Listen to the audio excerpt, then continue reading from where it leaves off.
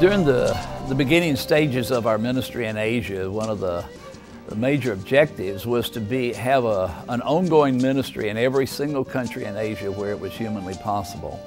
And one of our associates continued to go in and out of the country of Nepal. There were 500 known Christians in the entire country, only one church. And one day he met a man by the name of Adon Rongong, who worked with the Bible Society. Adon knew the Lord, but had never led anybody to the Lord in his country. It was a Hindu kingdom. It was against the law for somebody to convert, and Christians were afraid of their shadows. And we recruited this man to come to Manila and go through the training. Well, Adon did. And then all of a sudden it was time for him to go back home. And he called me up an afternoon and said, "May I come by and see you?" And he walked in and he had this long, sad face. And I said, "Adon, you leave and go home tomorrow to see your wife and daughters. I thought you would be very excited." And he said, I am anxious to see my wife and daughters, but I am afraid of what will happen to me when I go home. And I knew at that point, where he was coming from, because I knew that Christians were tortured and thrown in jail. And I said, "Well, I know that you could be persecuted." And he looked at me and he said, "Persecuted? I could be killed." And so he returned home, and I didn't hear from him for a good while and really didn't know what was going on. And I said, "I'm going to Nepal. I want to see what's going on there." And I got there, and Adon finally sat down and told me, he said, "Well, I came home, I didn't write you." He said, "Because I was embarrassed." He said, "I wasn't witnessing."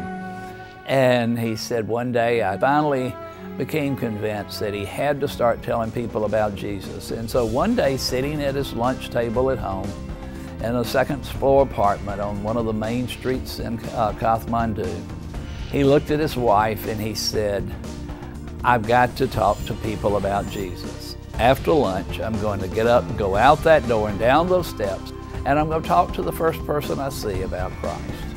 And he did exactly that. First young man was a Hindu university student, and guess what? He prayed to receive Christ.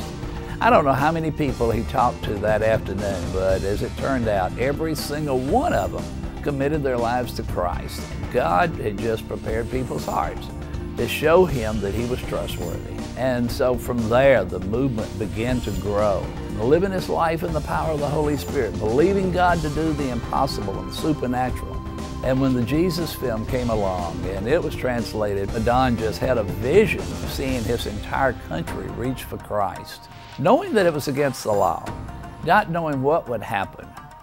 And on December the 31st, 1980, I received a telex from Adon and said, "We are at 16,000 feet up Mount Everest."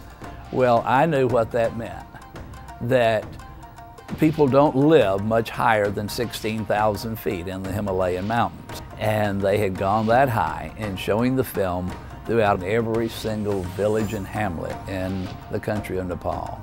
All because one man said, "After lunch, I'm going to get up and I'm going out that door and I'm going to stop the first person I see and talk to them about Jesus."